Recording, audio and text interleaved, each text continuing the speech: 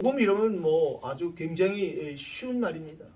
그리고 굉장히 간단한 말입니다. 그런데 이 복음을 때로는 너무 어렵게 설명해서 전달이 제대로 안 되어지고, 또는 제대로 전달이 안 되어졌는데 오해하는 복음.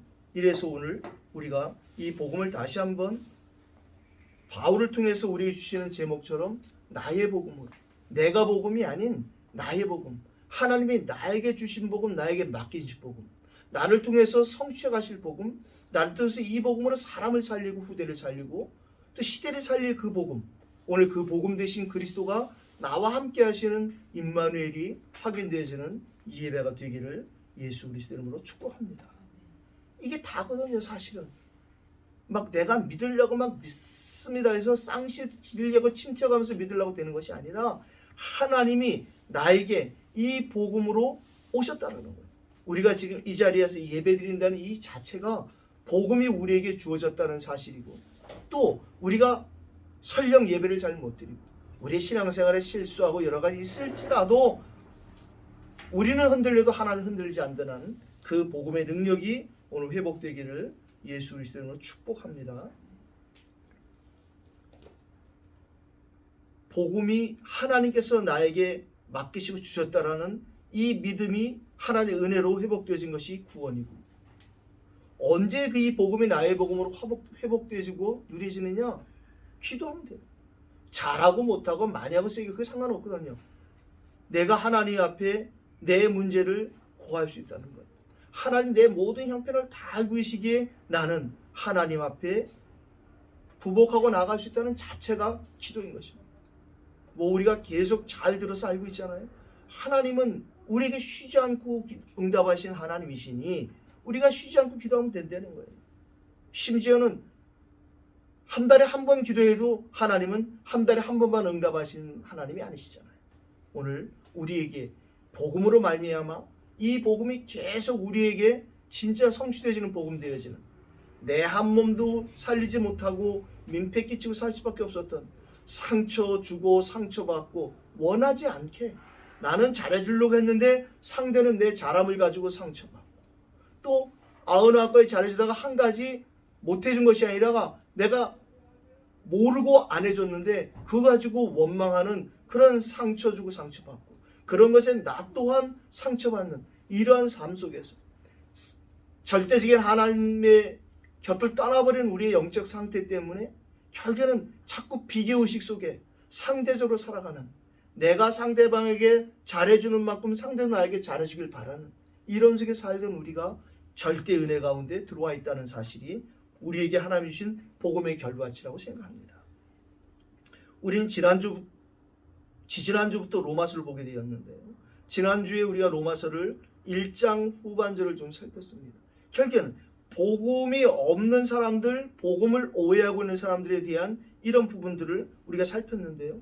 하나님 모르면 결국에는 우상을 섬길 수밖에 없는, 꼭 눈에 보이는 형상만이 우상이 아니라 하나님보다 앞서가는 모든 것이 다 우상이 되어진다는, 하나님 우리에게 축복으로 준 자녀들이 우상이 되어진 이런 어처구니 없는 일, 하나님 우리에게 주시는 건강이, 물질이, 우리의 지혜가, 경험과 체험이 우상이 되어버리는, 이건 사단 아니고는 할 수 없는 일이거든요. 오늘 우리에게 그 부분이 분명히 보여주고 있다는 사실, 구원받은 증거라고 생각합니다. 그래서 불신자들에게는 멸망의 증거를 갖고 살아가고 우리에게는 구원의 증거를 갖고 살아간다고 하나님은 말씀하시고 계세요. 마음에 하나님 되기를 싫어하는 것이 그 사람이 하는 것이 아니라는 거예요. 그래서 하나님은 결국에는 기다리시는 거예요. 또 하나님께서 미워하시는 자가 누군지를 살펴봤고 결국에는 하나님 떠난 모든 사람들이 다 영적 사망 상태에 있다는 것을 우리가 지난주에 확인했습니다. 그래서 모든 사람이 하나님 떠나서 사망 상태에 있지만 하나님의 은사는 곧 우리에게 생명을 주시고 구원을 주시는 것이다. 이 부분을 우리가 보았습니다. 오늘 그렇다면 반대로 우리는 이제 하나님의 사랑하심을 봐야겠는데, 그 아이들이 어려서부터 암송하고 노래하는 하나님이 세상을 이처럼 사랑하사 독생자를 주셨다는 거예요. 복음 없이 그 성경을 외워봐야 아무 소용없는 거예요. 그 복음이 무엇인지를 우리가 전달해주고 전달받은 사람이란 말이죠. 오늘 1절로 5절을 먼저 보았는데요. 하나님의 그 풍성하심이 우리에게 주어졌다는 것이 바로 복음 받은 증거입니다. 오늘 우리가 1절을 읽었어요. 내가 복음을 받았음에도 불구하고 사단이 우리를 속이고자 하는 것이 무엇이냐? 계속 판단하고 정죄하는 율법 속에 있었기 때문에, 율법을 배워서가 아니라 오늘 우리가 본문을 읽었지만 전혀 율법 들으지 못한 사람도 율법이 되는 거예요. 그의 양심 자체가 율법이 되어버린다는 거예요. 왜 그러냐면 자꾸만 우리는 그 속에서 태어난 아담의 후손이기 때문에 우리도 모르게 자꾸 내 경험이 기준되어지고 내 잣대가 기준이 되어서, 또는 이것이 기준되고 저것이 기준되어서 안 맞으면 틀렸다, 맞다 틀리다 기다 아니다, 이렇게 이원론 쪽에 살아가는 우리의 삶이 있기 때문에 결국에는 예수님께서 마태복음 7장에 말씀하신 것처럼 남을 비판하는 사람이 네 비판에 당한다는 말씀을 우리가 기억하잖아요. 오늘 우리가 1절을 읽었어요. 남을 판단하는 사람아 누구를 막론하고 내가 핑계하지 못한다는 거예요. 남을 판단하는 것은 내가 너를 정죄하매니 판단한 내가 같은 일을 행함이니라. 결국에는 누구나 다 실수하고 살아가는 거예요. 누구나 다 잘못하고 살아갈 수 있어요. 그러나 복음을 가진 사람은 어떤 것이냐? 그렇게 하더라도 하나님의 자녀이 아니냐. 이게 굉장히 중요한 것입니다. 우리가 잘 아는 해적선의 비유가 있잖아요. 어느 배를 탔느냐, 거기에 따라 달라지는 거예요. 이 대한민국의 이 작은 나라가 세계 유일의 분단국가로 남아있는데, 이 한반도에 태어났는데 어느 날 눈 떠보니까 평양이에요. 어떤 사람 눈 떠보니까 서울이에요. 그 사람 잘못이 아니잖아요. 그것처럼 지금 알 수 없는 우리의 이 모든 삶 속에 드러난 문제 속에 하나님의 계획을 찾아낼 수 있다는 것, 너무나 감사한 일이죠. 하나님께서 하신 일은 결코 실수가 없다는 것을 우리가 복음 깨닫고 나니까 알았잖아요. 동양의 예루살렘이라 불려지던 저 평양에 어느 날 갑자기 김일성을 통한 완전히 사상이 다른 나라가 섰단 말이죠.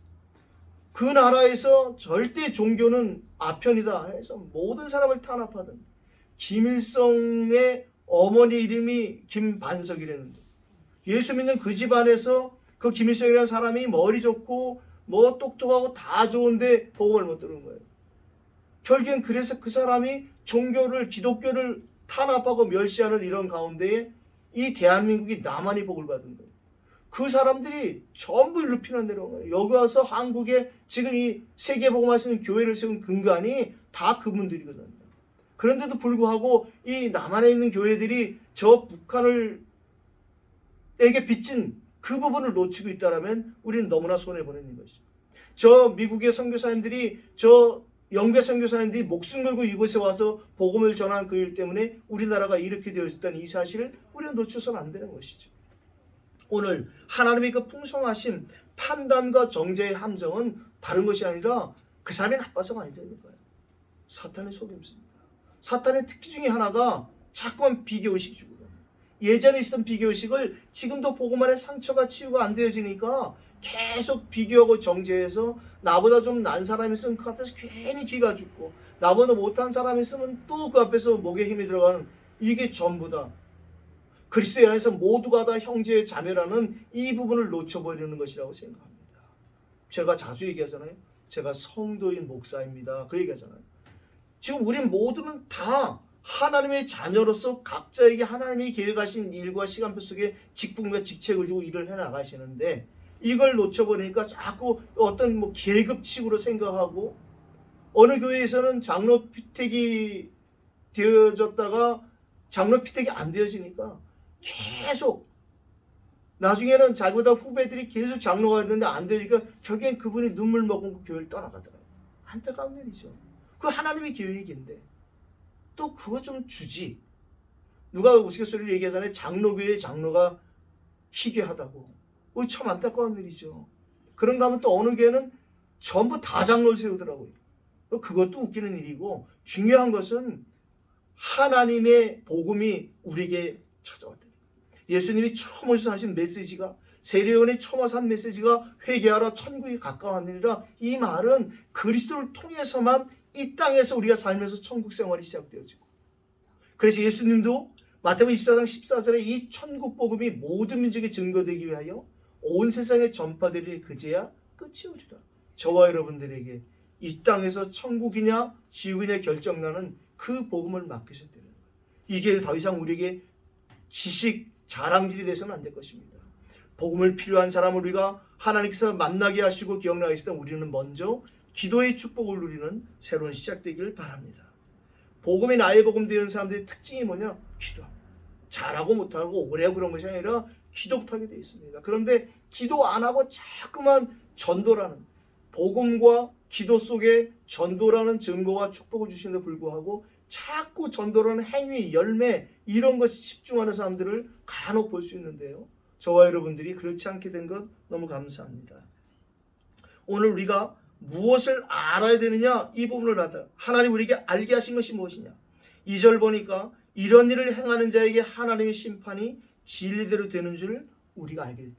우리도 알고 모르고 계속 판단하고 정죄하고 상처받고 상처 주고 살던 그런 우리에게 그렇지 않게 절대적인 하나님의 은혜로 절대 구원받을 수 없었던 우리에게 하나님이 이 땅에 독생자 아들 예수 그리스도 보내셔서 그 근본 문제를 완전히 해결하셔서 마귀의 종으로 사탄의 자녀로 살아갈 수밖에 없었던 우리를 건져주셨다는 이 사실이 믿어지는 은혜를 주셨다는 것이죠.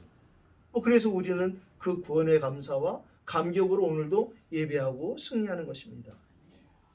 하나님의 회개하심을 우린 봤어요. 다른 것이 아니라 우리가 눈물 콧물 짜고 회개하는 것이 하나님이 우리에게 방향을 맞추게 하신다는 거예요. 회개는 하나님 우리에게 주시지 않으면 회개 못한다는 거예요. 그러니까 회개를 안 하는 사람을 보면은 조금 의심이 들죠. 저 사람은 왜 회개를 안 할까? 하나님 우리에게 오늘 말씀하시잖아요. 4절에 이렇게 기록되어 있어요. 혹 네가 하나님의 인자하심이 너를 인도하여 회개하심을 알지 못하여. 하나님이 우리를 성령으로 찾아오셔서 내주하시고 인도하시고 역사하시는데 회개가 뭐냐? 하나님 우리를 인도하신 하나의 방법 중의 방법이고 나타나는 그 인도하심의 결과라는 거예요. 그래서 그의 인자하심과 용납하심 같이 길이 참으심이 풍성함을 멸시하는 사람이 회개 안 하는 사람. 우리가 하나님 앞에 서면 반드시 회개 은혜가 임하잖아요. 내가 또 내 생각대로 내 생각에 속았구나. 하나님이 이걸 원하셨는데 이런 걸 때로는 사람에 따라서 눈물이 날 수도 있고 안 날 수도 있겠죠. 어떤 사람은 회개하면서 너무 기쁠 수도 있어요. 사안에 따라서 큰일 날 뻔했구나 내가. 반드시 하나님이 성령으로 우리를 찾아오셔서 강림하신 성령께서 내주하시고 인도하시고 역사하시는 것이 맞다면 날마다 하나님이 우리를 하나님과 방향을 맞춘 회개의 은혜를 주실 것입니다. 회개는 은혜 없이는 절대 될 수 없다고 저는 생각합니다. 알지 못하는 것, 아는 것을 우리가 살폈어요. 아는 것이 뭐냐? 오늘 2절에 우리가 하나님의 심판이 진리대로 되는 줄 안다. 심판에 대해서 예수님께서 요한복음 16장 11절에 말씀하시잖아요. 심판이 뭐냐? 하나님이 말하는 심판은 이 세상 신이 이미 심판을 받았다는 거예요. 자꾸만 우리가 쓰는 단어를 우리식으로 생각하니까 여기서 자꾸만 복음이 나의 복음이 안 되어지고 이 원색 복음을 받았음에도 불구하고 이 복음을 맡은 민족인 이스라엘 사람들이 자꾸만 다른 민족을 멸시하는 선민이라는 것이 얼마나 감사한 일이겠어요. 먼저 택함 받았다는 거예요. 자기만 택함 받은 그런 성민이 아니라 다른 사람들도 선민으로 하실 그 계획에 먼저 받았다는 것. 그래서 오늘 우리가 읽었잖아요. 첫째는 유대인이고요. 또한 먼저는 유대인이고 두 번째는 헬라인이라는 이 말은 우리가 자칫하면 우리도 똑같이 사단에게 이렇게 쓰임받을 수 있다는 것입니다. 하나님 우리에게 복음 주신 이유는 이 복음 안에서 진짜 기도를 통하여서 말씀을 통하여서 하나님 우리를 통해 이루시는 그 일들을 우리가 확인하고 그리고 참된 누림인 증거하는 것이 우리의 삶의 열매로 나타나게 되기를 예수 이름으로 축복합니다. 지금 이걸 사람들이 놓치고 자꾸 사단이 모르게 만드는 거예요. 하나님의 인자하시고 용납하시고 길이 참으심을 놓쳐버리니까 자꾸만 날 구원하신 하나님의 그 계획이 저 사람을 향하신 하나님의 구원 계획도 있는데도 불구하고 그것을 자꾸만 정죄하고 비판하고 판단하게 만드는 사단의 세력. 그러나 그 사단에게 속지 않는 축복의 방법을 주셨는데 그것이 바로 복음이요 기도라는 것입니다. 오늘 두 번째 하나님의 보응하심도 우리가 읽었는데요. 하나님은 각 사람의 그 행한 대로 보응하신다는 거예요. 믿음으로 구원 얻은 우리에게 오늘 이러한 그 행한 대로 보응하시는 이 말은 우리가 어떤 것을 행하게 되어질 것을 말씀하시는 것이죠. 영생과 진노가 있다는 거예요. 6절, 7절, 8절을 우리가 보자면 각 사람에게 그 행한 대로 보응하시되 참고 선을 행한 사람에게 영광과 존귀와 썩지 아니함을 구하는 자에게 영생을 하신다. 우리가 여기서 선이라는 거에 착할 선자가 아니라 하나님의 선하심, 죽어갈 수밖에 없는 생명을 구원하시는 그 일에 방향 맞춘 사람, 나에게 하나님의 선을 베풀어 주신 그 하나님께서 나를 통해서 또다시 다른 사람을 위해 기도하게 하시고 그에게 기회가 되어진다면 복음을 전하는 일에 나를 사용하신다라는 그 일에 우리에게 영생을 주신 것이 확인될 것입니다. 반대로 오직 당을 지어 진리를 따르지 아니하고 불의를 따르는 자가 있다는 거예요. 아예 불신자분 말 안 한 것입니다. 오늘 로마서를 통해서 우리에게 믿는 사람들이 받은 구원을 가지고도 이렇게 사단에게 속고 있다는 것을 우리에게 알려주는 거예요. 자꾸만 교회에서 큰 교회가 왜 문제가 많냐면 자꾸만 불의로 당을 짓는 거예요. 누구파, 바울파, 아볼로파, 이게 옛날에 고린도에게만 있는 것이 아니라 지금도 마찬가지입니다. 지금도 교회가 조금만 커지면 계속 누구파 이런 짓을 많이 합니다. 제가 중국에 가보니까 중국에 라인이란 말이 있더라고요. 라인. 어느 목사님 라인, 어느 목사님 라인. 심지어 저보고 목사님은 어느 라인이니까 묻더라고요. 야, 이게 또 뭔 소리냐? 그래서 내가 얘기했죠. 저는 그리스도 라인입니다. 그래서 못 알아듣더라고요. 환난과 곤고와 영광과 존귀와 평강, 전혀 반대되어지는 이런 부분에 대해 있어서도 오늘 9절 10절에 말씀하시는데, 악을 행한다는 게 뭐 나쁜 짓을 한다는 게 아니에요. 주기도문에서 다만 악에서 구하옵소서라고 기도해라, 예수님이 하신 말씀은 원래 원어적인 의미는 악한 자에게서 구하옵소서란 말이고, 지금 상대가 악한 자에게 매여 있다는 사실을 볼 수 있는 그 눈이 우리에게 먼저 열렸었다는 거예요. 그건 감사할 일이지 상대를 비판하거나 정죄할 일이 아니잖아요. 아, 저 사람이 지금 자신에게 어떤 영적 상태에 있는 걸 모르는구나. 그 다음 그것을 볼 수 있는 내게 은혜 주셨으니 내가 그것에서 해방받은 그리스도 예수 이름으로 그 상대를 위해서 기도해 줘야 될 것입니다. 뭐 우리가 잘 아는 것처럼 기도는 성경에서 두 가지를 말하잖아요. 일반적으로 우리가 하는 이러저러하니 하나님, 이것을 예수 그리스도 이름으로 기도합니다. 이 기도하는 건 우리가 뭐 다 아는 기도예요. 그러나 성경 전체에서 말하는 기도는, 절반을 넘는 기도는, 심지어 어떤 신학자는 이렇게까지 주장하더라고요. 예수 그리스도의 제자들은 한 번도 병든 자에게 기도한 적이 없다, 이렇게 말하는 사람도 있어요. 그게 무슨 말이냐면 사도행전 3장에 안진뱅이에게 절대 그렇게 기도 안 했다는 거예요. 내게 있는 거 내게 주노니 나사렛 예수 그리스도로 일어나 걸어라. 저 사도행전 9장에 다비다가 죽었을 때에 베드로가 기도하고 그리고 뭐라고 선포했느냐? 다비다 일어나라. 기도하고 나면 우리에게 그런 정도의 확신이 생긴다는 것이에요. 루스드라 지역의 사도행전 14장에도 이 바울이 안진뱅이를 만났단 말이죠. 마가다 앞에 임했던 성령이 동일하게 임하시니까 그 안진뱅이를 바라보고 복음을 전하는데 믿음이 있는 것을 보고 바울이 얘기하잖아요. 일어나라고 얘기하죠. 기도하는 사람에게 그런 믿음이 회복된다는 사실입니다. 우리가 잘 아는 것처럼 귀신들을 점치는 여종을 만났을 때 3일간 따라다니는 그 여종을 보면서 바울이 기도 안 했겠습니까? 기도하면서 생각하기를, 아, 저건 분명히 사단의 역사구나. 그렇다면 하고 담대하게 하잖아요. 나사렛 예수 그리스도는 명하노니. 근데 이걸 또 복음이 정리가 안 된 단체나 교파에서 이걸 마구 너무 무자비로 사용하니까 이게 오히려 또 한국교회에 문제가 생겼어요. 그러나 우리가 그렇다고 해서 그 사람들 때문에 우리가 이 축복을 놓쳐서는 안 된다고 생각합니다. 뭐 비유가 될지 모르겠으나, 아니 그래 무슨 단하고 뇌호흡하는 사람들이 호흡을 한다고 해서 우리가 호흡을 안 할 수는 없잖아요. 진짜 원래는 하나님이 이 세상을 창조하시고 우리에게 맡기신 이유가 그 귀신들이 사람에게 준 것이 아니잖아요. 우리에게 주신 것이지. 복음 안에서 그리스도가 회복되고 누리는 만큼 우리에게 주어진 모든 것들이 새롭게 회복될 것을 믿습니다. 하나님은 오늘 우리 11절을 통해서 어떤 하나님인지를 다시 한번 설명해요. 하나님께서는 외모로 사람을 취하지 않는다는 거예요. 이게 무슨 말이냐? 우리는 자꾸만 외모로 결정하고 판단하고 기죽고 기살고 그러잖아요. 그렇지 않다는 거예요. 하나님께서는 우리에게 무엇을 하느냐? 지금 요한일서 5장 11절 13절에 있는 말씀처럼 아들이 있는 자에게는 생명이 있고 아들이 없는 자에게는 생명이 없다는 거예요. 이게 무슨 뭐 딸 가진 사람은 안 된다는 말이 아니라 하나님은 우리 안에 그리스도의 복음이 있냐 없냐 그것이 다 끝이라는 거예요. 저와 여러분들에게 모든 사람 우리가 바라볼 때에 저 사람에게 진짜 하나님이 보시는 관점이 저 사람이 진짜 지금 중심에 예수 그리스도의 생명이 있냐 없느냐 그걸 우리가 딱 기도하고 보게 되면 그냥 무조건 참고 이해하는 게 아니에요. 아, 저 사람이 그럴 수밖에 없구나. 그다음 내가 저 사람을 위해서 할 수 있는 것은 무엇일까? 우리가 당연, 필연, 절대라는 그 메시지를 잘 알잖아요. 아, 당연한 걸 보지 못하면 절대 하나님 보시는 필연적을 알 수 없어요. 언제 하나님의 절대 능력과 절대 계획이 우리에게 성취되어지느냐? 우리가 당연한 것을 놓치지 않을 때 필연적인 것을 우리가 바라볼 때 하나님이 일하실 것입니다.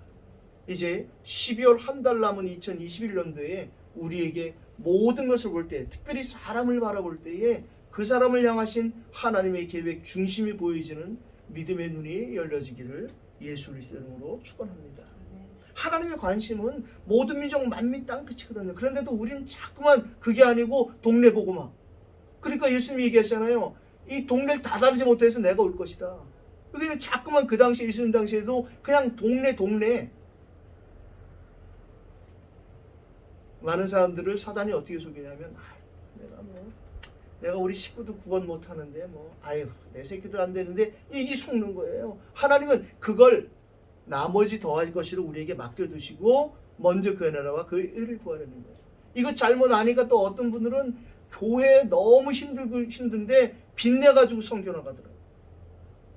야, 저거 하나님이 하시는 일이냐 사람이 하는 일이냐. 어떤 분이 성교 나가지고 강의를 오셨는데 강의를 안 하고 계속 자기가 이 중국을 오랫동안 선교했던 그 얘기를 하는 거예요. 여기만 왔다 가면 하나님 복을 주신다는 거예요. 야, 이게 뭐냐.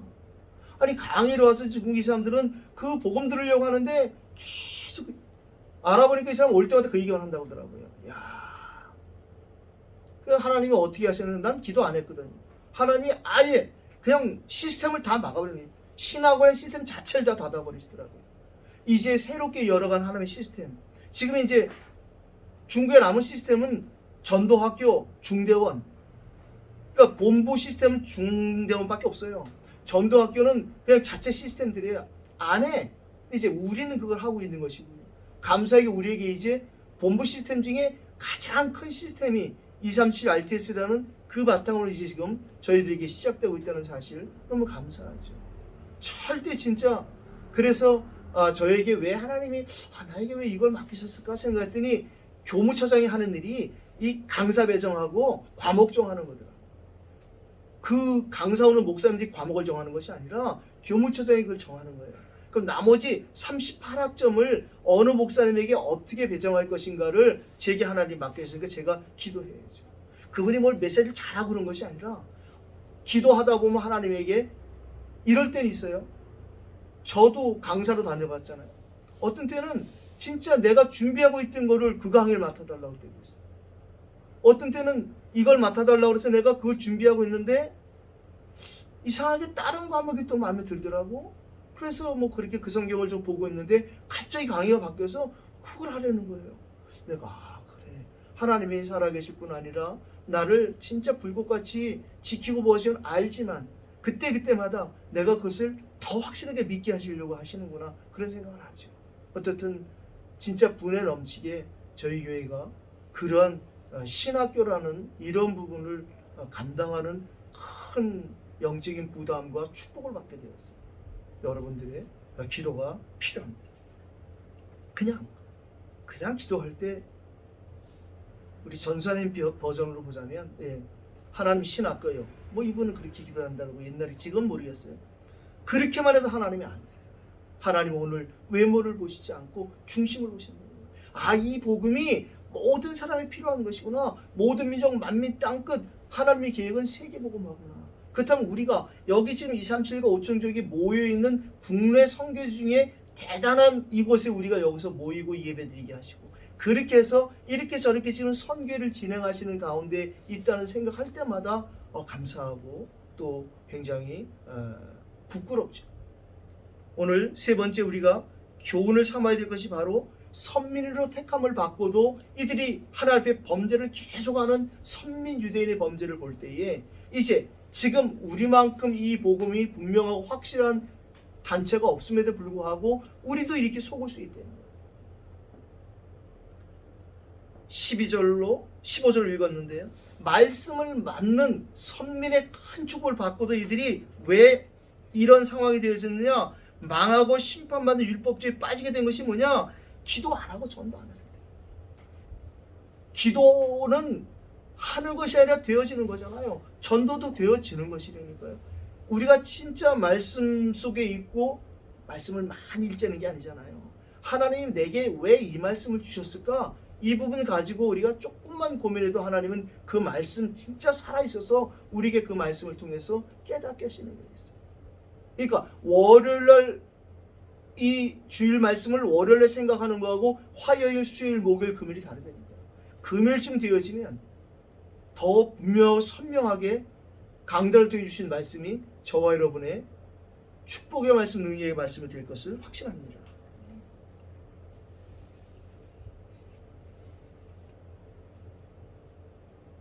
오늘 12절을 우리가 읽었는데요. 무릇 율법 없이 범죄한 자는 또한 율법 없이 망한다. 모든 사람이 다 복음 없는 이 상황에 태어나기 때문에 망한다는 거예요. 기준이 없으니까. 그래서 하나님 우리에게 율법을 주신 거예요. 율법은 우리에게 복음을 깨닫게 하시는 몽학 선생이요. 횡단보도 차가 없을 때는 그냥 막 다녀도 상관없어요. 근데 차가 다니고 신장로가 놓이게 되니까 횡단보도 이렇게 생기잖아요. 신호등이. 그래서 빨간불에는 사람이 안 건너가고 횡단보도에 빨간불이면 신호등이 파란불이 되는 것처럼 우리에게 율법을 주신 이유는 바로 하나님을 놓쳐버린, 그래서 범죄할 수밖에 없었던 이 부분을 알게 하신 것인데, 율법 이전에 430년 전에 먼저 주신 이 복음을 사람들이 오해하고 있단 말이죠. 그래서 지금도 사람들이 자꾸 복음을 오해하기를 희미한 복음으로 오해한단 말이죠. 그게 무슨 말이냐? 십자가 구원의 능력을 자꾸만 슬픔과 고난의 십자가로 그걸 다 지고 담당하신 그리스도를 지금도 천주교가 고생할 고자를 쓴 십자가를 고상이라고 그래요. 사람들은 지금도 예수님 십자가에 매달아 놓고 있거든요. 거기서 다 끝나고 내려와서 지금도 그거 바라보면서 계속 내 탓이요, 내 탓이요, 내 큰 탓이로 소리하거든요. 제가 청년 때 그랬다니까요. 그때 뭔가 은혜가 되는 것 같아요. 그게 스스로 자기 자신을 정죄하고 비판하는 일이라니까요. 해결이 안 된대, 그거 가지고. 이 희미한 복음 속에 있는 사람은 지금도 많습니다. 복음 안에 들어와 있는데도 사단은 계속 우리에게 있는 복음을 자꾸 희미하게 만드는 거예요. 그래도 네가 오늘 우리에게 진짜 나의 복음이 원색 복음으로, 완전한 복음으로 다시 한번 회복되는 하나의 은혜가 충만하게 되기를 예수 이름으로 축복합니다. 오늘 우리가 로마서 2장 이 전반절을 통해서 꼭 확인해야 될 것은 뭐냐? 자꾸 사단은 우리에게 이 율법과 복음을 섞이게 만든단 말이에요. 그러니까 우리가 율법 이런 말 쓰잖아요. 예, 율법과 복음을 섞이게 만드는 거예요. 어떤 분이 설명하잖아요. 율법은 뭐고 복음은 뭡니까? 그때 어떤 분이 이렇게 말하더라고요. 율법에 사랑을 더한 것이 복음입니다. 맞단 말이죠. 복음에서 사랑 빼면 율법이라는 거예요. 그렇겠죠. 진짜 복음 되신 그리스도가 우리 안에 오시는 그 하나님의 말씀에 성취되지 않으면 율법에 계속 눌려 사는 거예요. 이 유대인들이 자기들이 갖고 있는 율법을 보니까 나무에 달린 자마다 다 저주를 받으라고 율법에 써 있으니까, 그러면 저 예수가 메시아가 맞다면 어떻게 율법에 달려 죽었겠냐는 거예요. 그 뒤를 모르는 거예요. 그 율법에 매달려 저주를 받음으로 우리 저주를 다 담당하셨다는 이게 은혜가 임하지 않는 거죠. 우리가 그런 은혜를 입게 되었다는 것은 기적이라고 생각합니다. 지금 복음을 받아놓고도 대충 대강 복음하는 사람들 많습니다. 이 복음 받은 것에 감사하고 더 이 복음 때문에 앞에 하나님 앞에 무릎 꿇어 기도해야 되는데 성령 인도를 안 받고 자꾸만 나를 나타내려고 자꾸 가르치고 지적질하고 뭔가 나를 나타내려는 이런 사역에 맞춰서 이 복음을 써먹는 사람들, 그게 바로 우리가 경계해야 될 대강복음 대충복음입니다. 우리가 복음 맡기신 이유가 그거잖아요. 사람 살리라고 준 복음이지 자기 지식 자랑하라고 준 복음이 아니잖아요. 근데도 어디가 새신자 한 사람 하나님 만나게 했든지 지가 찾았든지 하면 그 사람에게 가서 2시간 반씩 그냥 죽여버리는 거예요. 그 사람을 살려내야 되는데, 지금 생명이 먼저 들어가야 되는데 생명은 전달 안 해놓고 지금 창세기 3장 속에 있는 그 사람에게 자기 지식을 성경 66권을 다 갖다 깔아부시는 거예요. 막 이 사람이 다시는 이 사람 안 만나죠. 피해 다니죠. 전혀 기도 안 하니까 시간표를 못 보는 거예요. 지금 이 사람을 하나님 왜 나에게 붙이셨는지, 오늘 나의 역할이 어디까지인지 이런 부분 우리가 잘 봐야 되는데, 그래서 우리가 오늘 또 나눌 은혜가 뭐냐, 말씀과 기도가 우리에게 있다면 전도와 선교는 따라오는 응답이다. 다시 말하면 말씀을 많이 읽고 많이 깨닫는 것이 아니라 말씀 전체에서 말씀하시는 그 중요한 핵심인 예수가 그리스도라는 이 사실이 우리에게 은혜로 깨달아졌다는 거예요. 그럼 이제 우리는 그 예수 그리스도로 기도하면서 예배 속에서 기도로 인도받고 우리가 본부 훈련과 자체 훈련 속에 인도받으면 나머지는 하나님이 하시는 거죠. 듣기만 하고 망하는 사람이 있는가 하면 듣고 실행하는 자가 복이 있다는 말씀도 우리가 읽었습니다. 하나님 앞에서는 13절이죠. 율법을 듣는 자가 의인이 아니요 오직 율법을 행하는 자라야 의롭다 하심을 얻으리니. 율법이 하나님 말씀이라니까요. 율법이 틀린 것이 아니라 율법주의가 되어지는 게 문제란 말이죠. 율법을 가지고 하나님 말씀을 가지고 자꾸 상대를 살려야 되는데, 율법이 가지고 상대를 살려야 되는데 율법이 상대를 죽여버리는 그 율법주의거든요. 구원받았음에도 불구하고 예전에 갖고 있었던 또 상대적인 걸 가지고 저 사람을 정죄하고 비판하는 그런 것이 나온다면 즉시 우리는 하나님 앞에 무릎 꿇어야 돼요. 아, 사단이 분명히 우는 사자같이 두루 3킬짜리 쳤는더니 나에게 동국이 왔구나. 그런 것을 몇 번 넘었으면 사단이 우리를 포기하는 날이 옵니다. 물론 끝까지 포기하진 않아요. 우리가 또 성령 충만을 놓치면 또다시 우리 공격은 하겠지만, 그러나 사단이 우리 앞에 한 번쯤은 무릎 꿇는 그런 전환점이 꼭 우리에게 회복되기를 예수 그리스도 이름으로 축복합니다. 오래전에 아모스라는 선지자가 아모스 8장 11절로 13절에 이렇게 하나님의 말씀을 기록해서 우리에게 전하고 있습니다. 주 여호와의 말씀이니라. 보라, 날이 이를지라 내가 기근을 땅에 보내리니 양식이 없어 주림이 아니며 물이 없어 가람이 아니요 여호와의 말씀을 듣지 못한 기갈이라. 지금 대한민국만큼 하나님의 말씀이 넘쳐나는 데가 없습니다. 어딜 틀어도, 어느 기독교 방송국을 제가 TV를 안 보다가 TV를 보니까, TV가 없었으니까, 근데 TV가 생기고 나서 TV 채널 돌려보니까 기독교 채널이 4개가 5개가 있더라고요. 이야, 맘만 먹으면 기라성 같은 목사님 설교를 언제든 들을 수 있어요. 그런데 이게 구원의 확신이 안 된 사람이 저 설교를 들으면 오해들 많이 하겠구나. 그분들이 이렇게 해라 저렇게 하라는 것이 꼭 그렇게 하라는 것이 아닐 텐데 그렇게 들릴 수밖에 없겠구나, 이런 생각이 들더라고요. 오늘도 우리가 이 성경을 보면서 듣기만 하는 자와 듣고 실행하는 자를 말하는데, 뭘 실행하는지를 모르면 실행하면서도 안 되시는 거예요. 하나님 우리 삶을 통해서 생명의 살아나는 일을 하게 하실 것이라는 이 복음이 나의 복음 되어지면 거기에 내가 뭘 해야 될지가 나오는 거예요. 필요하다면 우리도 밥 퍼줄 수 있습니다. 필요하면 죽도 퍼줄 수 있어요. 그런데 그걸 왜 퍼주는지를 알고 퍼줘야 된다는 것이죠. 현장의 성취될 메시지, 사람이 이 바다에서 저 바다까지, 북쪽에서 동쪽까지 비틀거리며 여호와의 말씀을 구하려고 돌아다녀도 얻지 못한다. 홍수된 맑은 물이 없다는 것처럼 지금 너무도 많은 메시지가 있으니까 내 메시지를 못 잡니다. 24시간 중에 진짜 단 10분이라도 우리가 하나님 앞에 먼저 기도해야 됩니다. 자꾸 뭘 들으려고 하고 뭘 하려고 이전에 먼저 기도할 수 있는, 그래서 내 마음이 하나님 앞에 정리정돈되어질 때에 내 안에 있는 복음 되신 그리스도께서 세상에 줄 수 없고 뺏어갈 수 없는 그 평안을 우리에게 회복시켜 주실 것입니다. 그 상태에서 우리가 무엇을 하나님이 원하시는지를 찾아내게 될 것이라고 생각합니다. 오늘 14절로 15절도 읽었는데요, 율법과 양심에 대해서, 율법 없는 이방인이 본성으로 율법 일을 행할 때에는 이 사람은 율법이 없어도 자기에게 자기가 율법이 된다. 하나님 우리에게 양심을 주셨잖아요. 이런 이들이 그 양심이 증거가 되어 그 생각들이 서로 혹은 고발하며 혹은 변명하여 그 마음에 새긴 율법 행위를 나타내니라.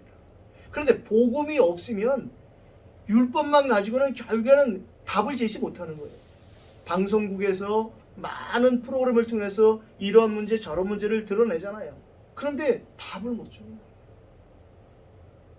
우리가 정확한 문제를 알 때 답을 갖고 있는 사람이 그 문제를 알고 그 문제를 아는 사람이 답을 갖고 있는 것처럼, 우리가 늘 하는 얘기잖아요. 지금 우리에게 나타나 있는 문제, 저 사람에게 드러난 문제가 그게 진짜 문제가 아니라 우리가 진짜 문제를 알잖아요. 하나님을 떠난 그 근본 문제 때문에 저 문제가 왔다는 사실이 우리에게 먼저 인정되고 믿어져야 되고, 근데 막연 그거 못하게 하는 거예요. 저 인간이 저거만 안 하면 좋겠다는 거예요. 근데 그거 안 해갖고 되는 문제가 아니라니까요. 저 인간이 그것만 안 하는 것이 아니라 그것만 지금 하고 있는 그 밑에 있는 그 근본 문제를 그 해결하신 그리스도, 그걸 우리에게 주셨고 그 이름으로 기도하는 거예요. 근본 문제, 드러난 문제를 통해서 우리가 받은 큰 축복이 뭐냐? 근본 문제에 대한 근본적인 답을 가졌다는 거예요. 저와 여러분들도 이 믿음이 생기기 전에, 어떤 사람은 몸이 아파서, 어떤 사람은 인간관계 때문에, 어떤 사람은 경제 때문에 드러난 문제를 통하여서 하나님 우리에게 근본 문제를 알게 하시고 근본에 대한 해답을 주셨어요. 근데 그렇게도 복음을 받고 나서 다른 사람에게 근본 문제를 놓치고 또다시 드러난 문제만 바라본다면 결국엔 그 사람 위로해 주다가 같이 불신앙 속에 들어가는 것이죠. 그 사람을 위로하지 말라는 게 아니에요. 그 사람에게 위로해 주고 도와줘야 됩니다. 그런데 그 사람에게 그러면서 그 근본 문제를 볼 수 있도록 도와줘야 되고, 그 근본 문제에 대한 답이 당신을 향하신 하나님의 사랑이요 복음이라는 사실, 그분이 바로 예수 그리스도라는 사실을 우리를 통해서 하나님의 증거되고 대언되기를 선포하시길 원하시는 것이죠. 오늘 결론 이렇게 내겠습니다. 우리에게 하나님 주신 복음은 바로 성삼위 하나님의 완벽한 복음, 원색 복음이라는 거예요. 지금도 많은 사람들이 자꾸 다른 복음을 전한단 말이죠. 성경은 분명히 하늘에서 온 천사라도 누구라도 다른 복음을 전하면 저주받는다고 2번씩 강조해서 갈라디아서 1장 7절 8절에 말하는데요. 다른 복음은 없다는 거예요. 다른 사람들이 너희를 교란하여 그리스도의 복음을 변하게 하려. 다른 것이 아니라 그리스도 복음을 자꾸만 변하게 하는 거예요. 사단이 하는 짓이 다른 건 아니라 그리스도의 영광의 광채만 비추지 못하게 한다. 또 이거 놓치니까 어떤 사람들은 그리스도를 횟수로다가 몇 번 해야 된다, 그런 것이 아니에요. 진짜 하루에 단 한 번만이라도 그리스도, 그분이 나와 함께 하시는구나. 하나님이 그거 받으시겠지, 그러면 남매 흐름교회처럼 횟수 많이 한다고 기뻐하시겠어요. 때로는 어떤 사람은 그렇게 해서라도 하나님은 그 그리스도로 그 사람을 치유할 수 있다고 생각합니다. 그러나 내가 경험한 체험을 다른 사람이 또 강조한다면 그것은 역시 복음 바깥에 있었던 우리가 체험 강조하고 나의 것 강조하던 거고 다를 바 없어요. 우리에게 주신 복음은 상대적인 것이 아니라 절대적인 사실을 꼭 믿고 승리하시기를 예수 이름으로 축원합니다. 우리에게 이 신구약 성경으로 보자면 구약 성경에 오실 그리스도 메시아의 복음을 주셨다는 거예요. 바로 언약입니다. 이 언약만 붙잡고도 다 승리한 사람들이 구약의 모든 우리의 믿음의 선진들입니다. 창세기 3장 15절에 여자의 후손의 언약을 붙잡고 승리했어요.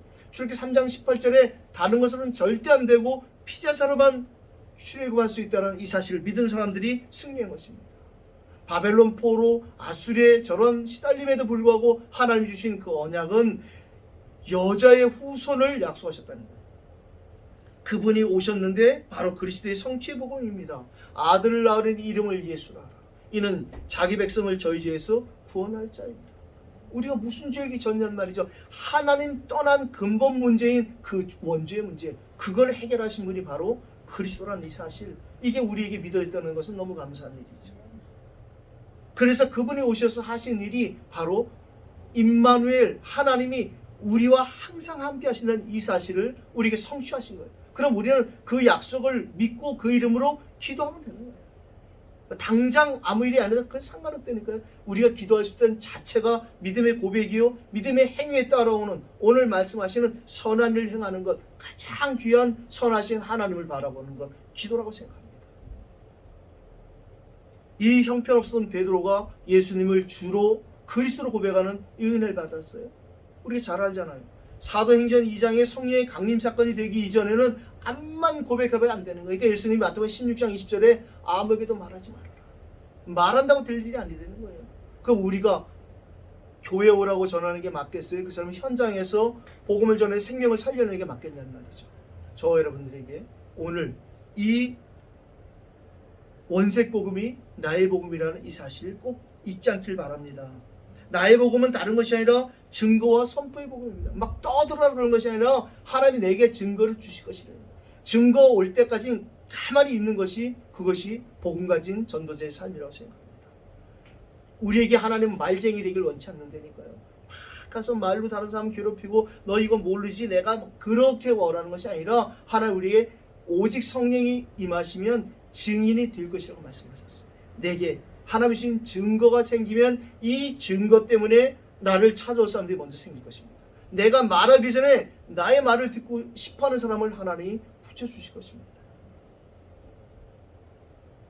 모든 사람에게 필요한 이 복음, 증거를 주셔 증인을 삼을 이 복음이 우리에게 주어졌다는 거예요. 오늘 이 바울은 말합니다. 16절을 15절이라고 써요. 25절을 15절로 써놨네요. 로마서 16장 25절에서 바울은 이 자기에게 뭐라고 말하는, 나에게 주신 이 복음, 나의 복음과 예수 그리스도를 전파함은, 우리에게 주신 이 복음은 전파하게 하나님이 증거를 주시기 위해서 우리에게 맡기신 복음이요, 우리가 누려야 될 복음이라고 확신합니다. 오늘 저와 여러분들에게 로마서 2장을 통해서 한 주간, 그리고 남은 2021년도, 또 우리 남은 생에 하나님이 성취해 가실 일은 다른 것이 아니라 하나님의 이 부유하시고 풍성하신 이 복음이 내게 먼저 충분하고 만족한 상태가 되어지는 성령 충만, 그리스도 충만해지기를 하나님 먼저 원하시는 것입니다.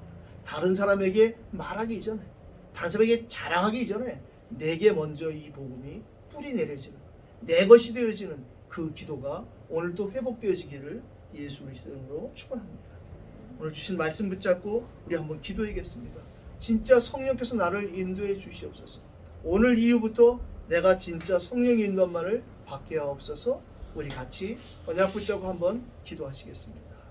살아계신 하나님,